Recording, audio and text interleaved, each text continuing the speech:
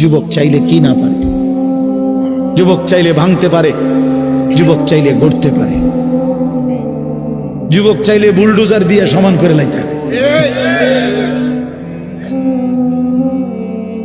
সমান করে ফেলতে পারে।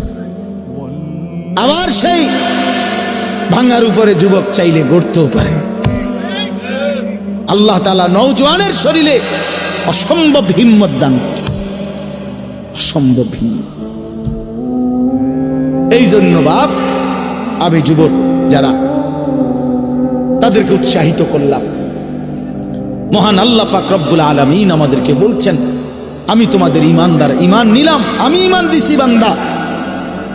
আমি গত বছর যখন তাবলীগের সফরে ছিলাম দিনাজপুর জেলায়, গত বছর আগস্ট মাসে ৭২ বছর বয়স্ক একজন হিন্দু লোককে কালেমার দাওয়াত দিছিলাম। ওনার 2 ছেলে মুসলমান, ওনারে আমি 2.5 ঘন্টা কালেমার দাওয়াত দিছি।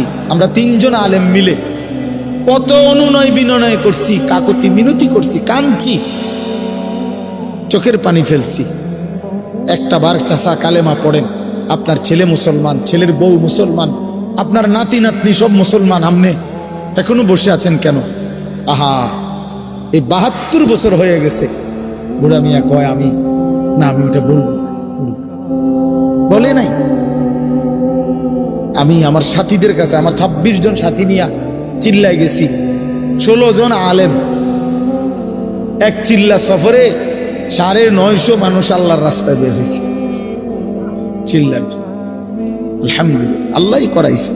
তো বলতেছিলাম, আমি সাথীদের কাছে এসে বলছিলাম যে দেখেন ৭২ বছর বয়স হয়ে গেছে, এক আল্লাহর বান্দা তার জবান দিয়া কোনোদিন তার মালিকের নামটা বলবে।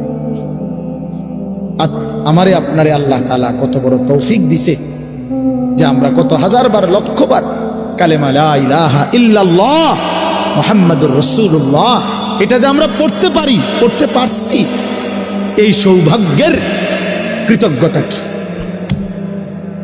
এটা যদি আল্লাহ আমগো জবান দিয়ে কোনোদিন না বলাইতো। কথা বলে না বাপ, এই ছেলেরা মিয়া, এই আব্বা যারা নামাজ পড়ো না, আরে না ফরমান, তুই যদি হিন্দুর ঘরে জন্ম নিতি, তুই যদি ইহুদির ঘরে জন্ম নিতি, তুই যদি খ্রিস্টানের ঘরে জন্ম নিতি, বেটা কি হতো জীবন? যদি কোনোদিন কালেমার আহ্বান না শুনতা,